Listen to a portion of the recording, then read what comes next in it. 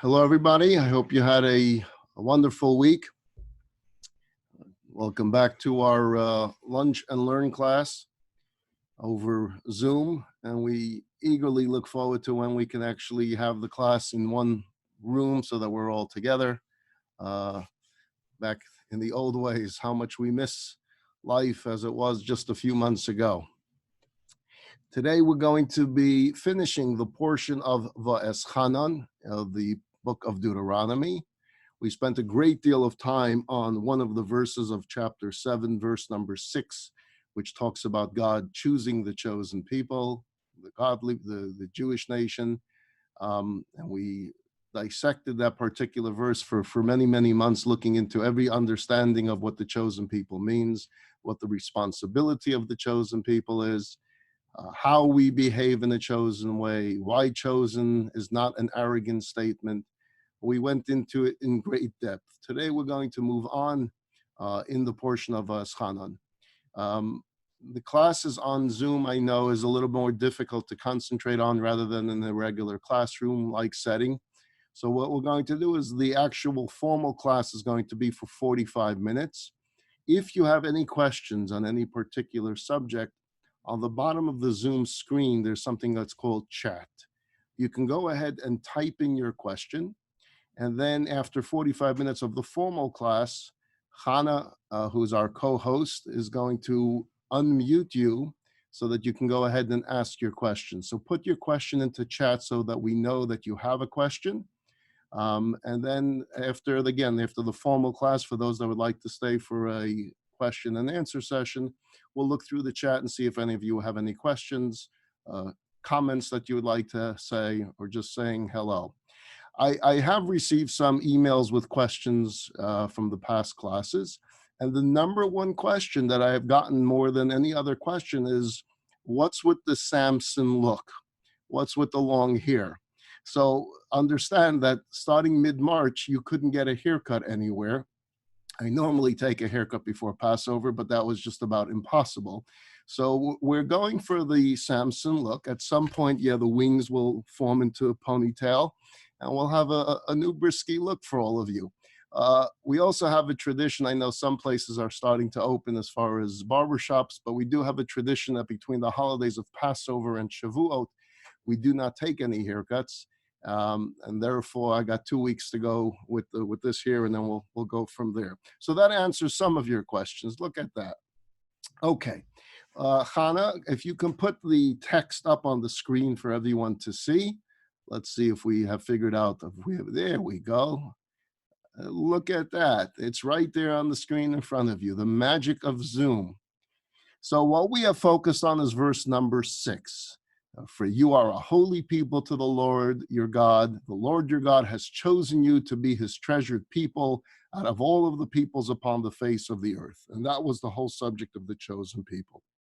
Verse number 7. Not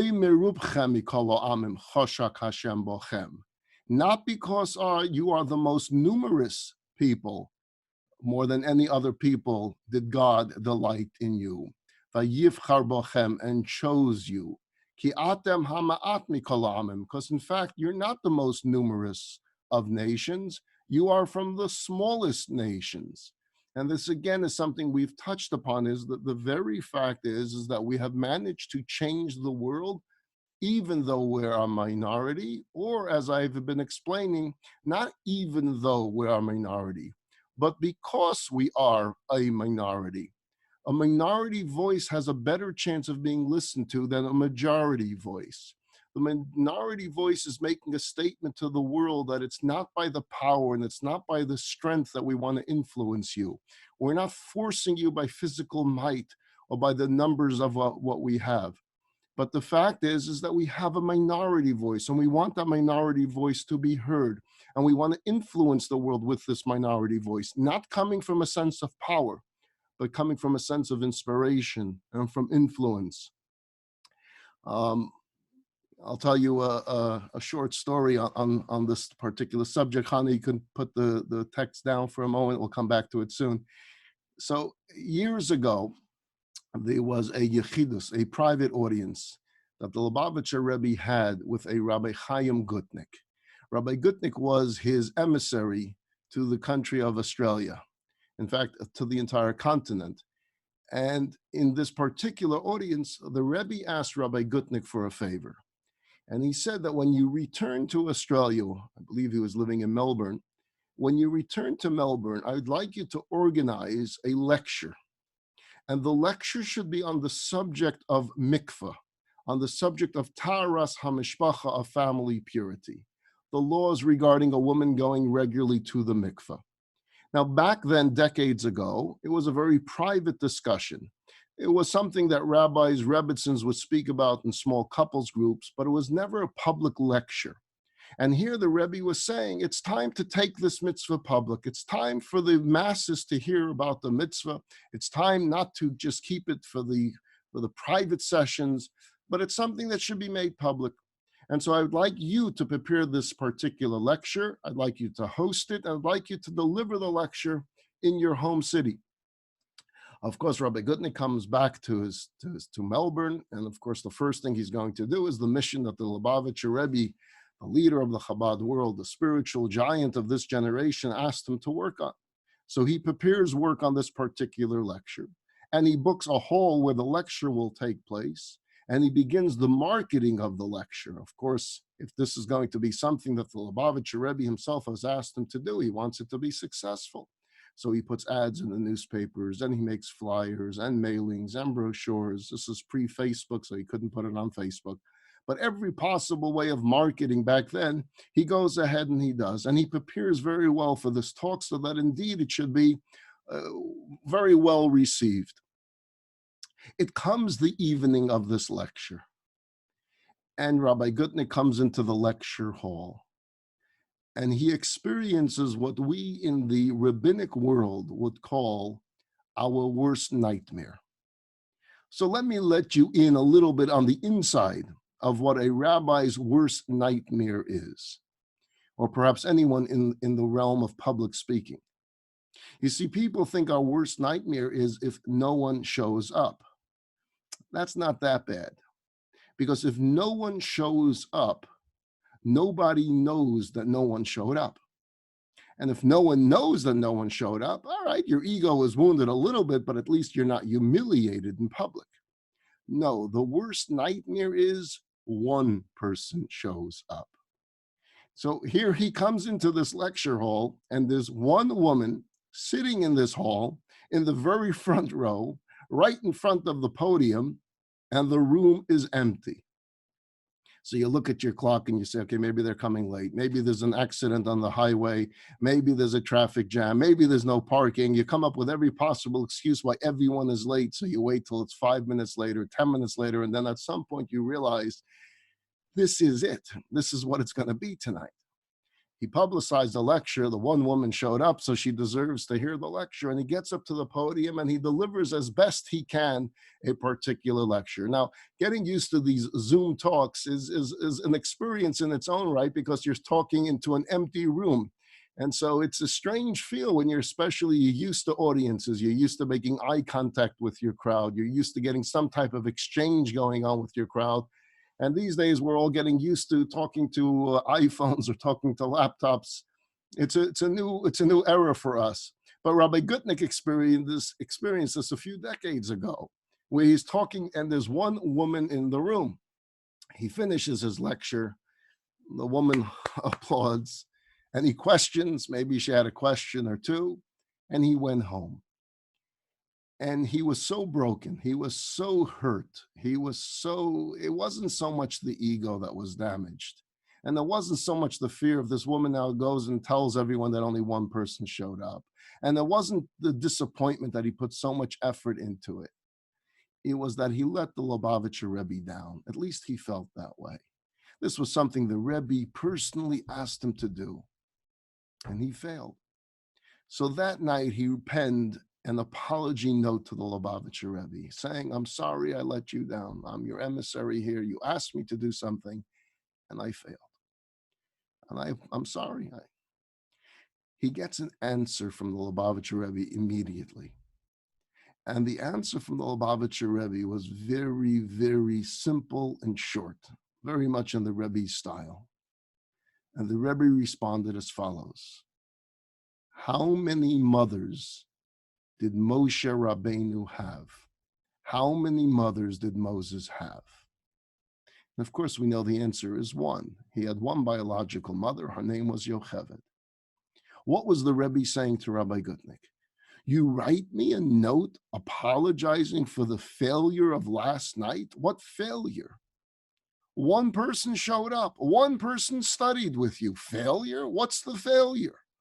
How do you know who this one person was? How do you know the effect you had on this one person? How do you know what's going to come from this particular talk?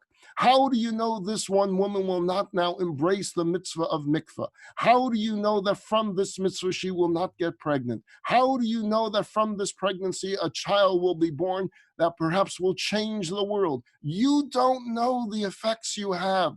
One person can change an entire world. Moses had one mother, and because of this one woman, the world has never been the same since that day. We are a minority, but a minority does not mean that we do not influence a world. We have been a minority from the very, very beginning of our time. Echad Haya Avraham. Abraham was one individual. Abraham and Sarah were one couple.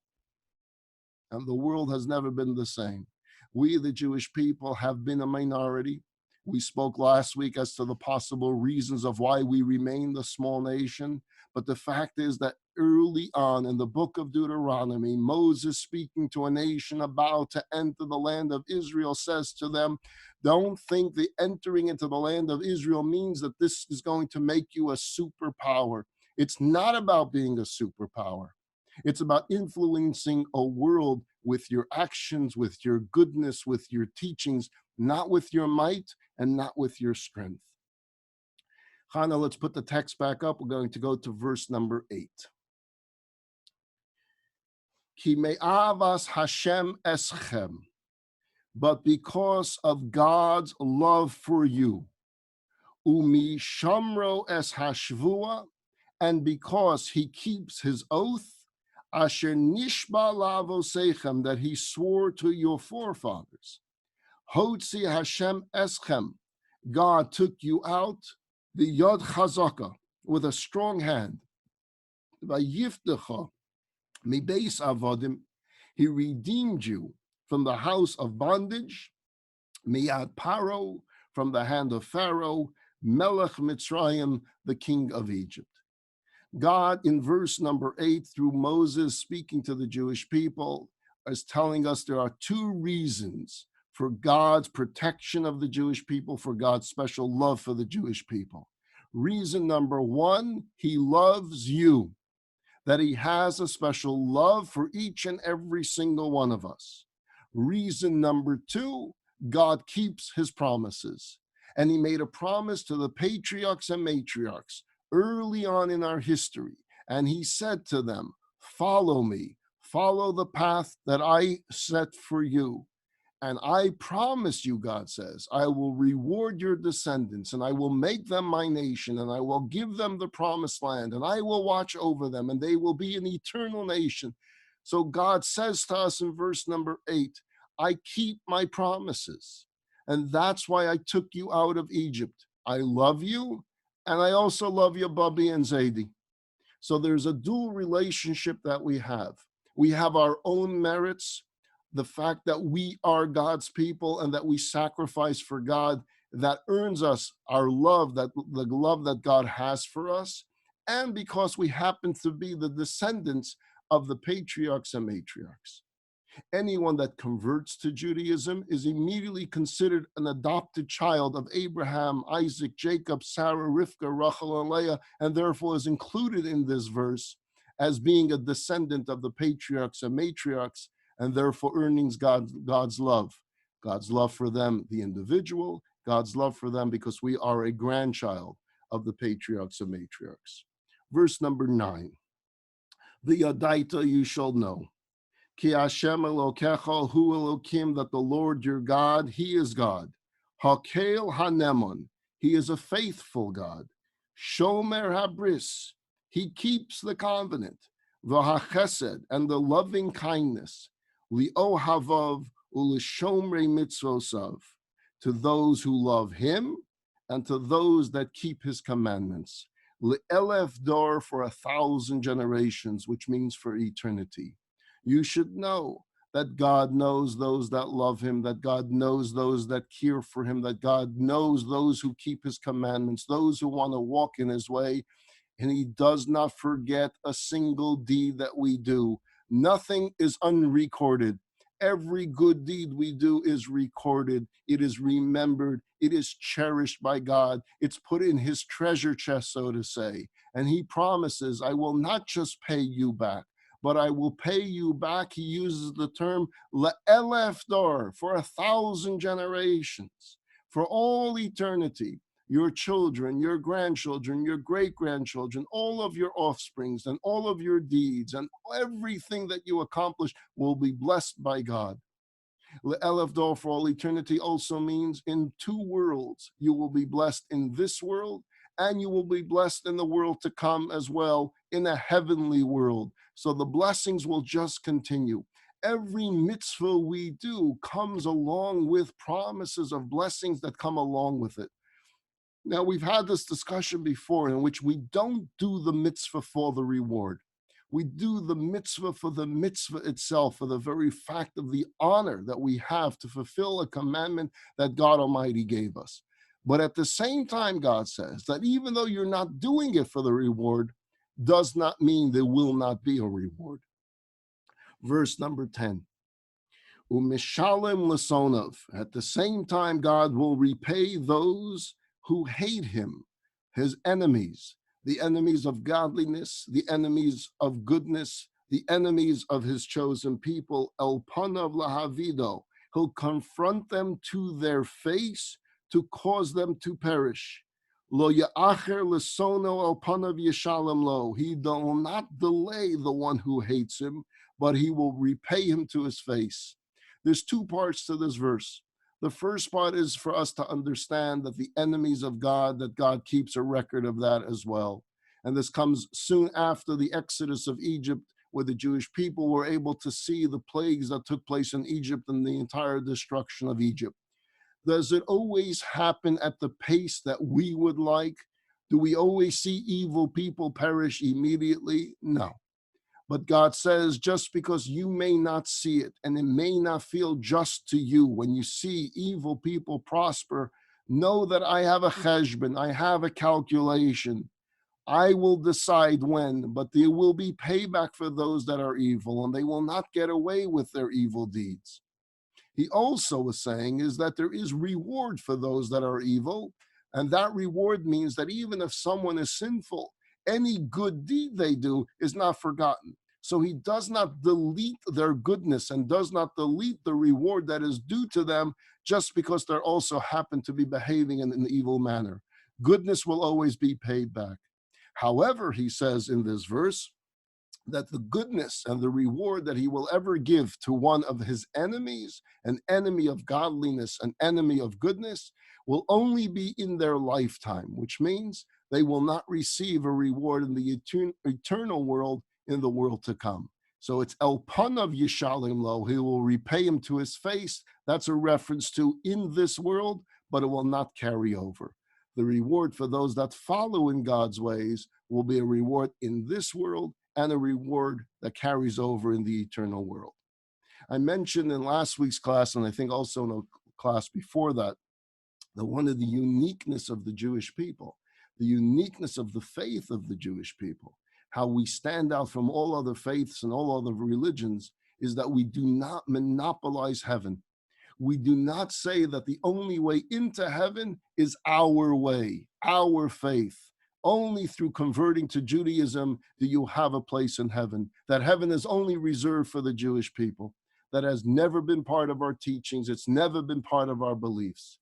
Heaven is reserved for all of God's children, for all of God's creations that behave in a proper manner, that live good lives. So if an individual who is a member of a different faith asks a Jew, do I have a place in heaven? The answer is always the same. It depends. If you're good, That's the answer. Not if you are a member of this faith or that faith. Whereas within other religions, there is always the condition that you need to convert to their faith, to their religion, in order to gain entry into the heavenly world after our existence in this world. We don't monopolize heaven. There's a place in heaven for any good human being. Be charitable, be kind, believe in God, raise a family with good morals and ethics, behave in business in a way that is a way of morals and ethics. And then after our existence in this world, as I've always said, we're in no rush to get to the world to come. We'll take our sweet time about it. May it be over for 120 years for each and every single one of us. When we get to the heavenly world, we'll have our place reserved for us, waiting for us, for all the goodness and all the mitzvot that we've done in this world. The concluding verse of the portion of Eschanan is verse 11. V'shamarta es ha-mitzvah, you shall therefore observe and protect and watch over the mitzvah, v'es ha-chukim, the statutes, v'es ha-mishpatim, and the ordinances, asher anochi mitzavcha hayom la'asosam, that I command you this day to do. Moses is serving as a reminder to the Jewish people, as you enter the land of Israel, remember everything that I taught you since Mount Sinai, since the revelation at Sinai. Remember all of these commandments, practice all these commandments, watch over these commandments, cherish these commandments, make it part of your life and part of your family's lives. Keep it as part of your existence. And I've often said, if you were Moses and you were saying this line to a group of people over 3,300 years ago, and someone was then to show you a videotape of your descendants, of the descendants of this Jewish nation, 1,000 years from that day, and they were still cherishing the mitzvah. They were still baking matzah for Passover. They were still keeping the Shabbat. They were still blowing the shofar on Rosh Hashanah and fasting on Yom Kippur. I am certain Moses would be so impressed. Wow, 1,000 years from now, and they're still doing it. Could you imagine he saw a videotape of 2,000 years from that particular point, and they were still doing it 3,000 years later? We are 3,300 and some odd years away from Mount Sinai, and we, the Jewish people, are still coming together, even in a pandemic, and we're studying Torah together. We have fulfilled verse number 11. We have looked at this verse, we have heard Moses calling, and we have kept to it. And therefore, we ask that God keeps his verse number 9, in which he promises that he will watch over us.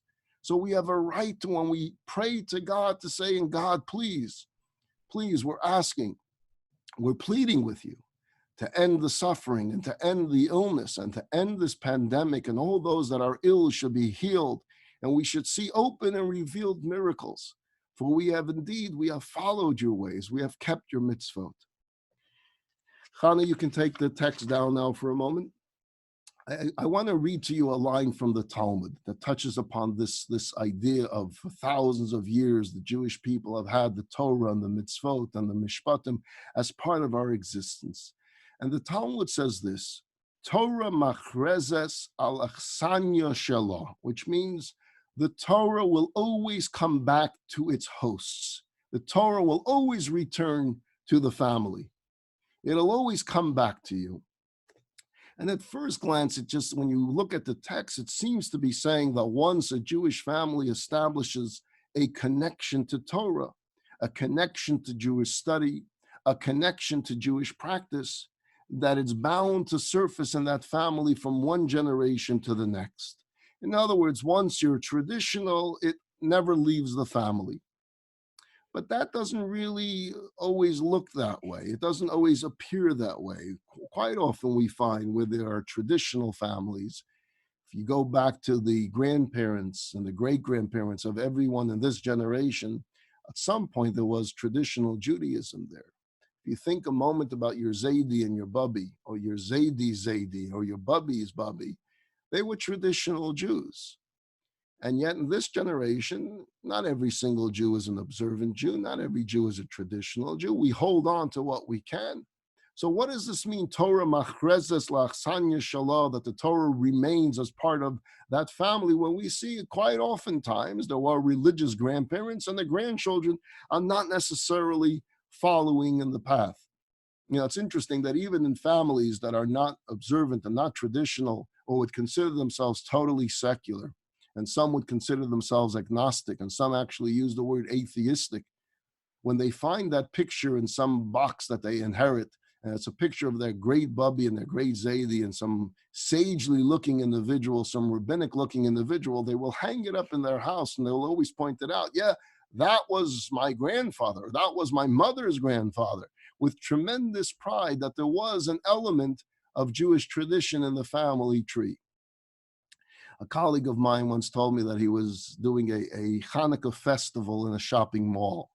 We put up these big menorahs in the center of shopping malls, and there's always a multitude of people that comes around, and they enjoy seeing the lighting of this giant menorah. They bring their children, they bring their grandchildren. Anyway, so he tells me that he was doing one of these Hanukkah celebrations, and a woman was asking him all questions. She was all excited about what time is the candle lighting going to be. And then she says, I want you to know something. I want you to know something. What would you like me to know? I'm Santa Claus's mother. You're what? Yeah, I'm Santa Claus's mother. And she points to a kiosk across the mall where you'll have Santa Claus taking pictures with the little children waiting online. And she says, you see Santa Claus there? That's my son. That's my son. My son is over there, with tremendous pride, with tremendous nachas, that Santa Claus was her son. And then her husband joins the conversation and says to my colleague, have you ever heard of Moshe Isserlis? Moshe Isserlis, we grew up in yeshiva, we studied his writings. He was known as the Ramah. He was one of the codifiers of the Jewish law, one of the greatest sages of our times. And the rabbi says, of course, who that went to yeshiva did not hear of Moshe Isserlis? He says, Moshe Isserlis is my great-great-great-great-grandfather. I come from Moshe Isserlis. So here you have a man in a shopping mall that's boasting, and for good reason, about who his Zayda was, that his Zayda is one of the most famous scholars of our history, and at the same time boasting that there, Santa Claus is my son, and he's waving, Santa's waving there. So what does this mean, Torah Machrezes? How do you go from a Ramah, from a Moshe Isserlis, to a Santa Claus? What does this mean? It's quite common that we find that many that were raised in Jewish tradition don't find their comfort today in practice, in Jewish practice. And the answer to this mystery of what the Talmud is really saying can be found in one key word. And it's a word that you have all heard over and over and over again. And it's used so often that perhaps we don't stop to think, what does this word mean? In Hebrew, the word I'm referring to is the word morasha. Morasha is translated heritage. We hear often Jewish heritage. It's my heritage, right? Heritage. What does a heritage mean? What does morasha mean? One of the very first passages we teach our children is the verse, Torah tziva lanu Moshe, morasha kihilas Yaakov. Torah, Torah, Torah, Torah, tziva lanu Moshe. That's the first song we teach our children.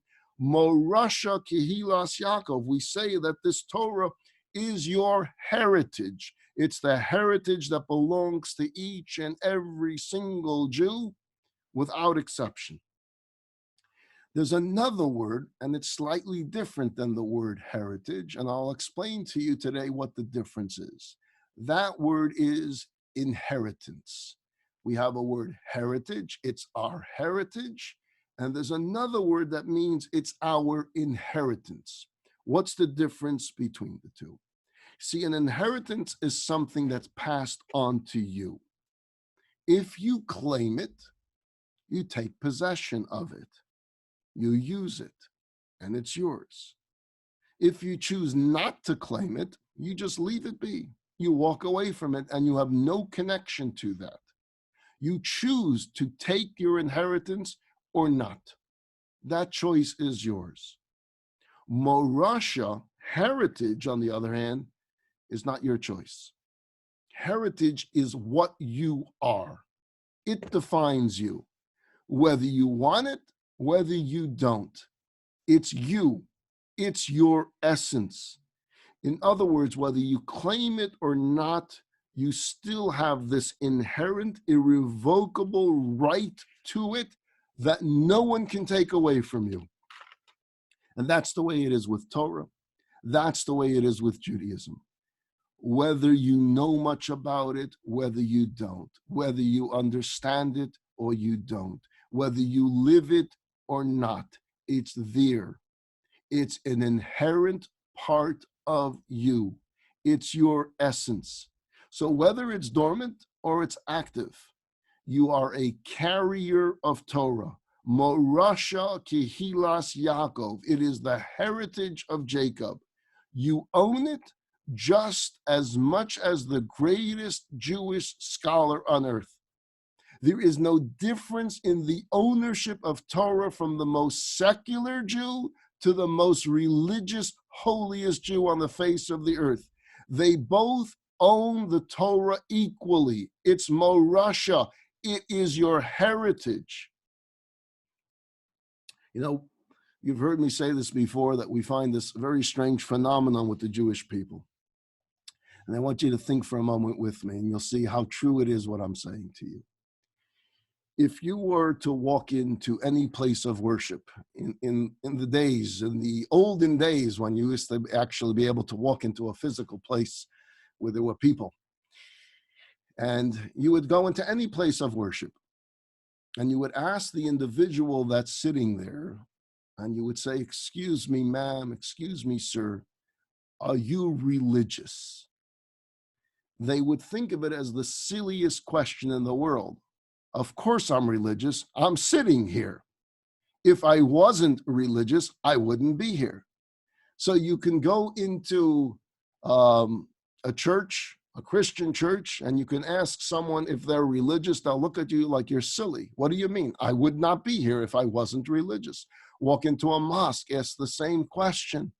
Of course they are. That's why they're here. Now let's try that same question.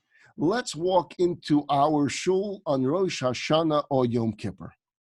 And let's walk to one of the rows, and we go to anyone anonymous that's sitting there, and we say, "Excuse me, are you religious?" And look how uncomfortable they become. Religious? I don't think I'm religious. I'm not. I wouldn't call myself religious. I'm not sure. Ask them, do you believe in God? Let's try that same question in the church. Let's try that same question in the mosque. Ask them if they believe in God. They think you're crazy. If I didn't believe in God, why would I be here? Ask our Jews sitting in the back row of a shul on Yom Kippur, do you believe in God? I'm not sure. You'll get this 20-minute philosophical answer. There are times I do, or God is within, and God is without, and God is internal, and God is external, and God is the galaxy, and God is this. You won't get a straight answer. And you'll say, I don't understand. If you're not you don't consider yourself religious, and you're not sure there's a God, why are you here? And the fellow will say innocently and sincerely, because it's Yom Kippur. And they'll mean it, because it's Yom Kippur. That's why I'm here. That's where a Jew goes. But one second, if you're not sure there is a God, who are you asking the Kippur? Who's the atonement with? Who are you talking to in the prayer book? Don't bog me down in details. I'm here because it's Yom Kippur. And the Jew is actually talking very sincerely and also very truthfully. Morasha, because it's their heritage, it's who they are, not because it's what they practice, but it's their very essence of who they are. So a Jew can say, I'm not religious at all, I don't practice this all year, but it's Yom Kippur, and that's why I'm fasting. And that's why I'm here all day. And that's why I'll pray from the beginning of the Yom Kippur, from Kol Nidre until Ne'ilah. And that's why I'm not wearing leather shoes, because that's what we do on Yom Kippur. That's the Jewish people. Rabbi Manis Friedman once said that there's a great statement that he heard from a fellow when a description of what is a Jew. And he found it to be the best description of a Jew he's ever heard. And the oddity was that it came from Father Dubois. So a clergy member of another religion was asked, what is a Jew? And he said it was the best answer he's ever heard in his life. What did Father Dubois say when he was asked, what is a Jew? He said, a Jew is someone who is religious without knowing it. They don't know they're religious, but they're religious. They'll deny it. They'll tell you they're not. They'll tell you they're an atheist. They'll tell you they're an agnostic, but they're pretty religious about it. That's the Jew. Why? Morasha Kehilas Yaakov. Because it's our heritage. It's who we are. It's the essence. You can't change the essence of who you are. There is no surgery that can undo it. There is no behavior that can undo it. It's who you are. Morasha Kehilas Yaakov. This is what Moses is saying to them as they stand on the banks of the Jordan River about to enter into Eretz Yisrael. He tells them, the Torah is you. You are the Torah. It's one and the same. You will not be able to separate yourself from it. You may not practice it by your own free choice, but it'll keep coming back to you. It'll keep coming back to your children. It will keep coming back to your grandchildren. I'll conclude today with a story that happened with myself. It happened many years ago. I would say maybe it was about 15 to 17 years ago. I got a call from someone. He had just moved into the community and he wanted to see me. So we made an appointment. And he came and he told me he was originally from Argentina.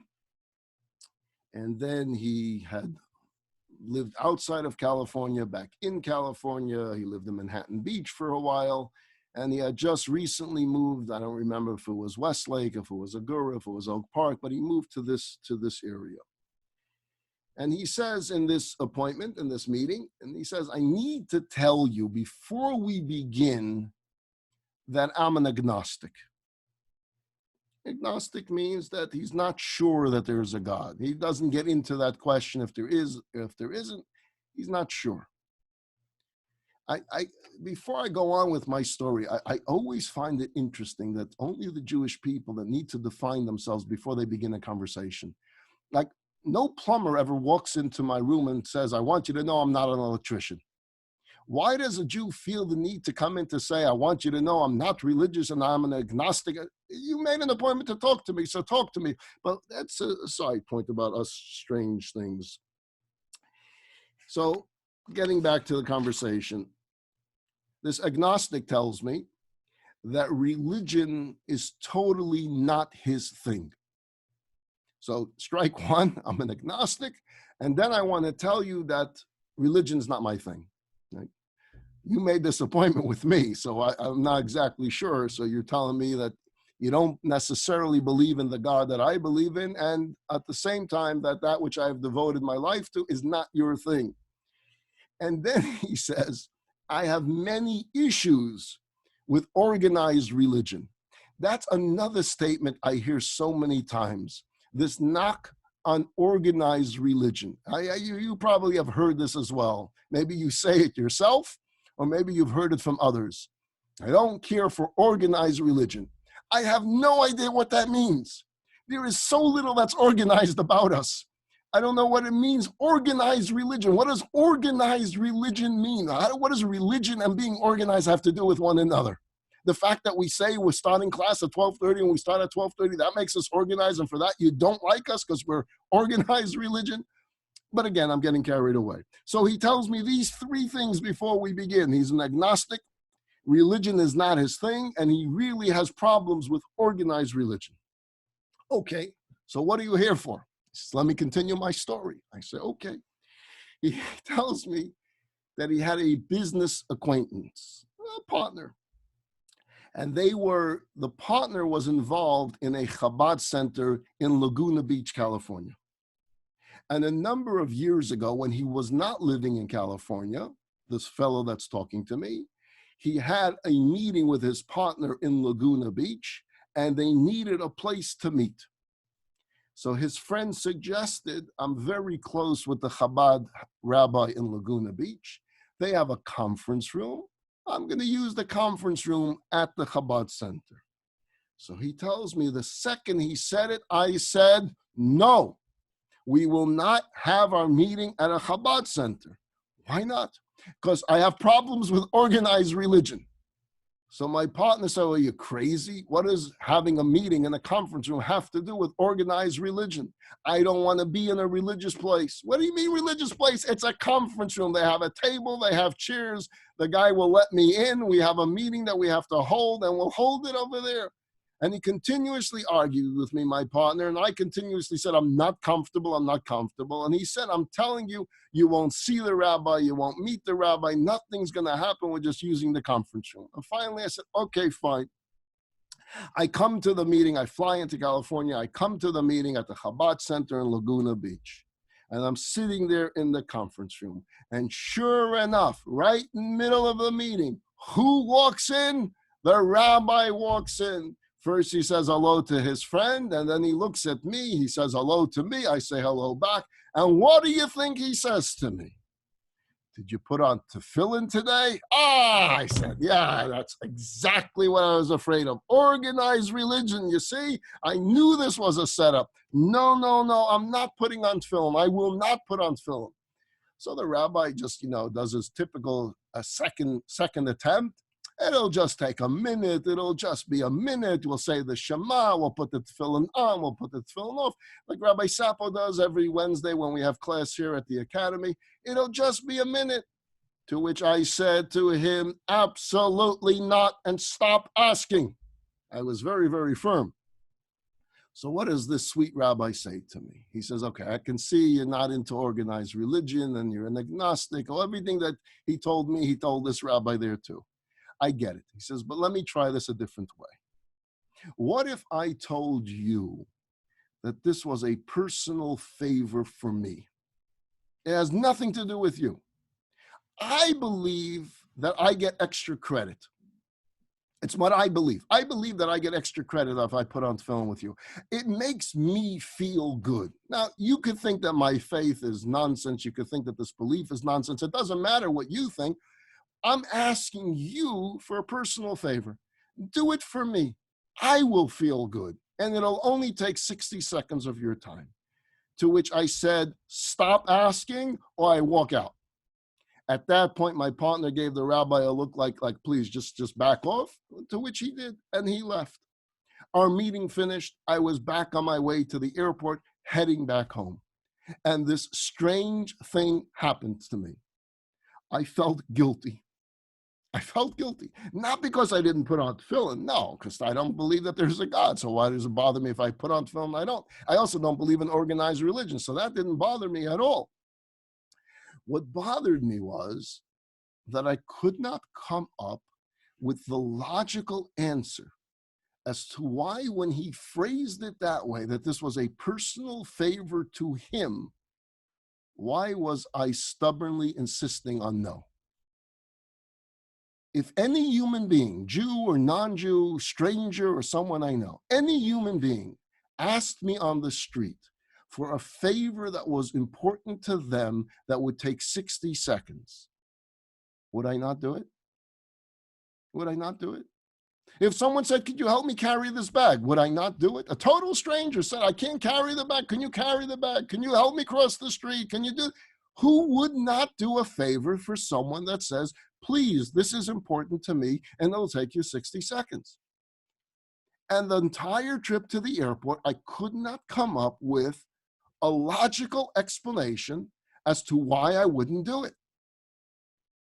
The whole flight home, it was on my mind. Why did I say no? Why did I say no? The oddity is I land and it's still on my mind. So this is what I did.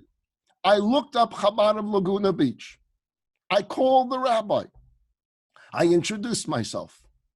I was the stubborn man in the conference room. I'm the partner of your friend, and you're the one that asked me about tefillin, and I refused the second time, and then you said it's a personal favor to you, and I still refused. I want you to know I feel bad that I refused. So I'm going to make it up to you. And I need you to accept what I'm going to say. And believe me, the next time I find myself in Southern California, I will come to your Chabad center and I will allow you to put on tefillin on me for you. because it will be good for you, because you will be happy, and I will not feel as guilty anymore. The rabbi says, you got yourself a deal. And I want you to know, I kept it. This is all being told to me by this Argentinian that I met for the first time in my office. I kept my word. The next time I was in Southern California, I called the rabbi up and I said, I'm here, remember me? He says, I sure do. How can I forget you? He says, I'm coming over. He says, all right, come on by. And I put on tefillin and I said the Shema exactly as he asked me to say. And I said to him, I want you to know, I don't believe these black boxes mean anything. I don't think the parchments inside this mean anything. I don't even think the prayer Shema mean anything. However, you mean something to me. Why? Because you're a human being. You're a fellow human being. You let me use your conference room. You're a nice guy. I'm doing it for you. The rabbi says, I'm not going to argue with anything you just said. It's so beautiful. Thank you so much. You made my day. By the way, being that you just made my day, and I am so happy today because of this, anytime that you find yourself in Southern California, please come on by and make my day. For me, not for you, because you're an agnostic, but do it for me. And I said, okay, it made sense to me. Why shouldn't I do it for him? It made him feel so good. And I want you to know, every time, and it was quite often that I would be in Southern California on business, I would make my business, stop by the Chabad house, go into the smiling rabbi's office, roll up my sleeve, and make sure he understood, this is not for me, this is for you. Until one day, this rabbi, sweet man, says to me, let me ask you a question. You're so nice to me that anytime you're in the area, you come here and you make my day by allowing me to put on tefillin with you. Why don't you get your own pair of tefillin? And this way, every single morning, you could put them on and do it for me. I'll know that every day you're doing it for me. It'll make me so happy every single day. You'll know you're doing it for me, so you'll feel good that you did a favor for a stranger, that we're not strangers anymore, and we'll both be happy. The fellow tells me I couldn't argue with the logic. It made sense. So I said, okay. He ordered a pair of tefillin for me, shipped me a pair of tefillin, and I have put on tefillin every single day. I'm an agnostic, but I do it for him. I do it for him, and I do it every single day. And then he says, I want you to know, my father, he was a very wealthy man in Argentina, but he was even a less of a believer than I am. He had such an aversion to Judaism that as a matter of principle, he wouldn't step 1 foot into a synagogue. That was his policy. That's where I got it from. He wouldn't take one step in. Twice a month, my father would take me with him to the local synagogue, but he would not step in. No, he would ring the bell. The rabbi would have to come out, and he would start giving the rabbi complaints about this and complaints about that and arguments about this. And then he would always hand him this envelope, which I thought were these nasty letters that my father always spoke against organized religion, that he would then deliver this letter to him as well. So when I got older, I asked my father, I understand that you don't like the synagogues, you organize religion, and you don't step foot by policy. I get all of that. But do you also have to take the time to write him a letter and deliver a letter every time you go there? And my father said this to me, my son, I want you to know that those are not nasty letters in the envelope. In the envelope are the funds that the synagogue needs to survive.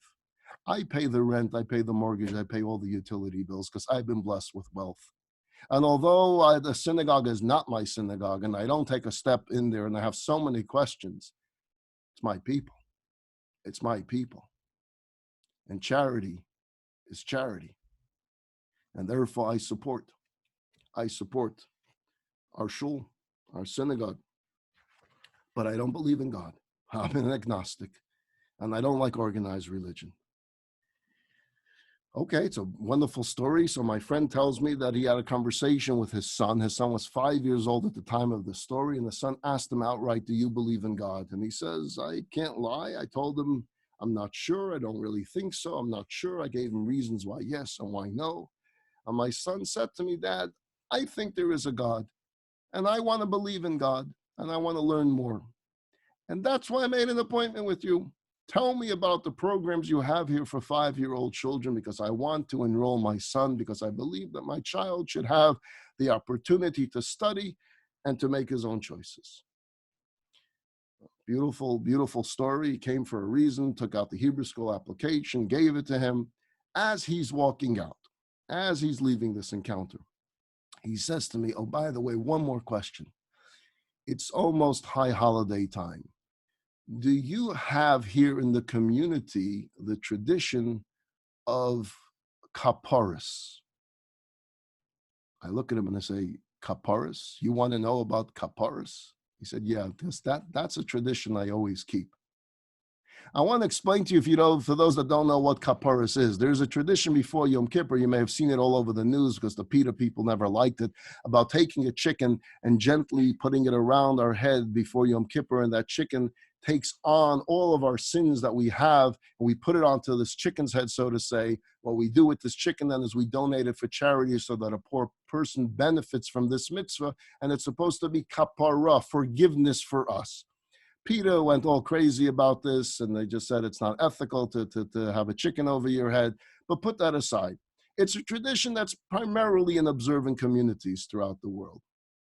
This agnostic, this man that doesn't like organized religion, that's not comfortable in the synagogue, is asking me what day and time are we having Cop Horus, because that's a tradition he does every single year. I say, I don't get it.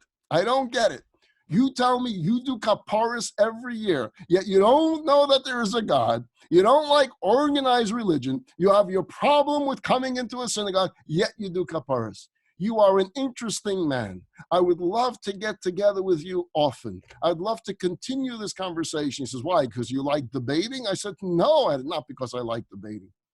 Because from you I have learned the holiness of every single Jew. Because from you I have learned what it means, Morasha. It's your heritage. You can have all of these doubts that you put in front of you, but deep down you know, Morasha, this is yours, and it's your people, and it's your God, and it's your mitzvah, and it's your Rosh Hashanah, and it's your Yom Kippur. I went a little bit over time, but we'll continue from this point next week on the subject of inheritance versus heritage, the difference of the two, and how it's inherent in each and every single one of us. An announcement to make. First of all, if you're ever wondering about all the classes that we're offering during this period of time and the different links, just one website to remember, go to jewishacademy.com/weekly, and all of the upcoming week's activities and links would be there. So it's just one website that you need to go to for all of the upcoming links for the particular week. This Sunday morning, at 9 o'clock California time, 12 noon Eastern time, we're organizing something called Pause for a Prayer. And we're trying to unite the entire world at that particular moment that we pray together. And we're praying together to God to heal our world, to fix our world, because we need it so much. So this morning, this Sunday morning, if you can get up before 9 o'clock, join us from 9 o'clock till about 9:30. Again, the link will be posted. It will be emailed out. You'll get the link in all different possible ways.